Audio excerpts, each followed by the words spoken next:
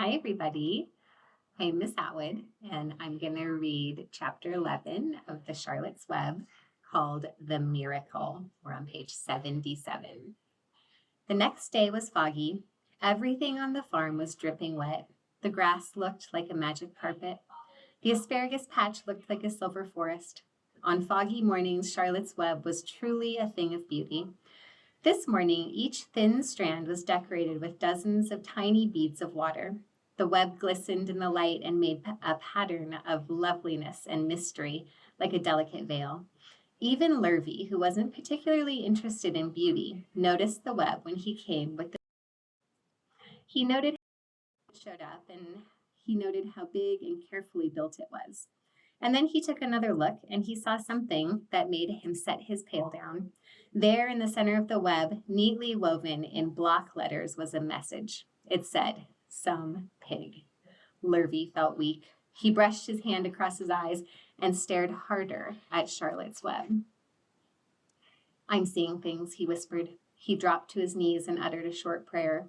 Then, forgetting all about Wilbur's breakfast, he walked back to the house and called Mr. Zuckerman. "I think you'd better come down to the pig pen," he said. "What's the trouble?" asked Mr. Zuckerman. "Anything wrong with the pig?" "No, not exactly," said Lurvy. "Come and see for yourself." The two men walked silently down to Wilbur's yard. Lurvy pointed to the spider's web. "Do you see what I see?" he asked. Zuckerman stared at the writing on the web. Then he murmured the words, "Some pig." Then he looked at Lurvy. They both began to tremble. Charlotte, sleepy after her night's excursion, smiled as she watched. Wilbur came and stood directly under the web. "Some pig," muttered Lurvy in a low voice. "Some pig," whispered Mr. Zuckerman. They stared and stared for a long time at Wilbur. Then they stared at Charlotte. "You don't suppose that spider," began Mr. Zuckerman, but he shook his head and didn't finish the sentence. Instead, he walked solemnly back up to the house and spoke to his wife. "Edith, something has happened," he said in a weak voice. He went into the living room and sat down, and Mrs. Zuckerman followed. "I've got something to tell you, Edith. You better sit down." Mrs. Zuckerman sank into a chair. She looked pale and frightened. "Edith," he said, trying to keep his voice steady, "I think you had best be told that we have a very unusual pig."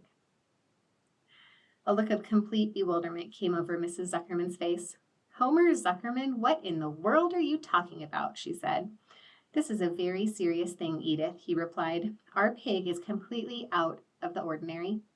"What's unusual about the pig?" asked Mrs. Zuckerman, who was beginning to recover from her scare.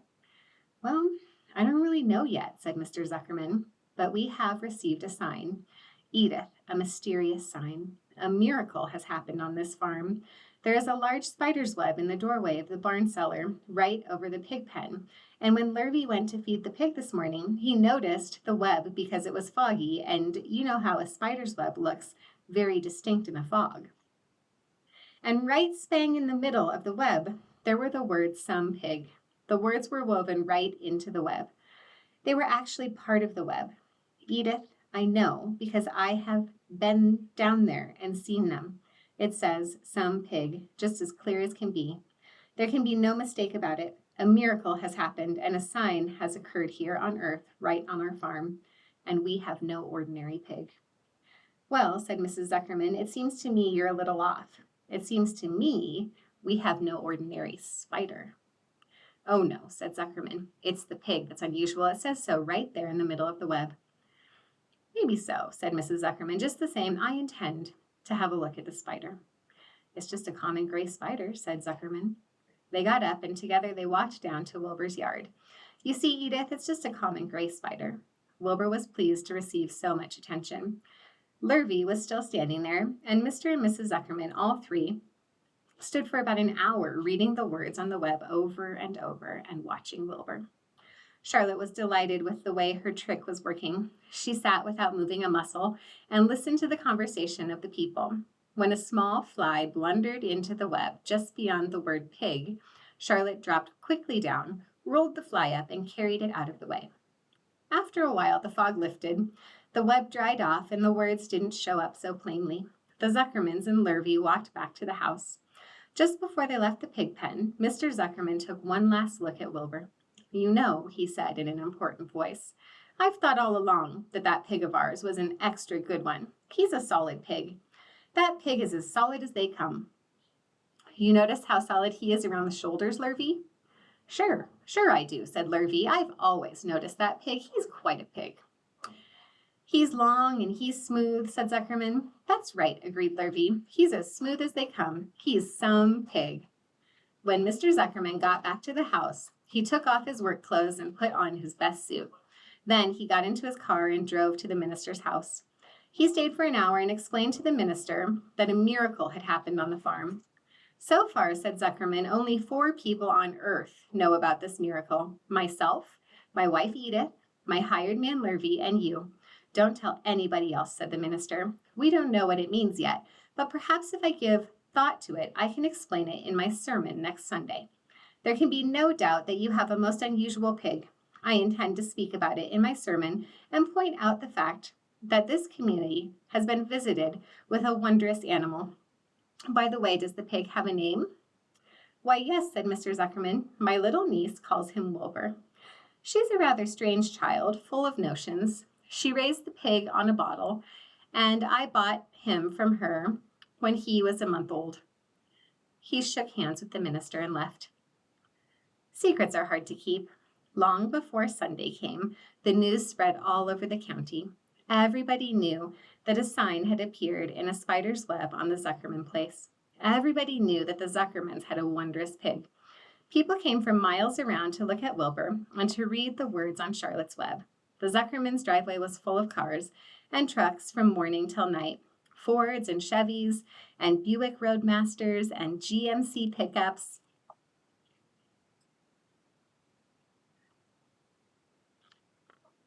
and Plymouths and Studebakers and Packards and DeSotos with gyromatic transmissions and Oldsmobiles with rocket engines and Jeep station wagons and Pontiacs. The news of the wonderful pig spread clear up into the hills, and farmers came rattling down in buggies and buckboards to stand hour after hour at Wilbur's pen admiring the miraculous animal. All said they had never seen such a pig before in their lives. When Fern told her mother that Avery had tried to hit the Zuckerman spider with a stick, Mrs. Arable was so shocked that she sent Avery to bed without any supper as punishment. In the days that followed, Mr. Zuckerman was so busy entertaining visitors that he neglected his farm work. He wore his good clothes all the time now, got right into them when he got up in the morning. Mrs. Zuckerman prepared special meals for Wilbur. Lurvy shaved and got a haircut, and his principal farm duty was to feed the pig while people looked on. Mrs. Zuckerman ordered Lurvy to increase Wilbur's feedings from 3 meals a day to 4 meals a day. The Zuckermans were so busy with visitors they forgot about other things on the farm. The blackberries got ripe, and Mrs. Zuckerman failed to put up any blackberry jam. The corn needed hoeing, and Lurvy didn't find time to hoe it. On Sunday, the church was full. The minister explained the miracle. He said that the words on the spider's web proved that human beings must always be on the watch for the coming of wonders. All in all, the Zuckerman's pig pen was the center of attraction. Fern was happy, for she felt that Charlotte's trick was working and that Wilbur's life would be saved. But she found that the barn was not nearly as pleasant. Too many people. She liked it better when she could be all alone with her friends, the animals.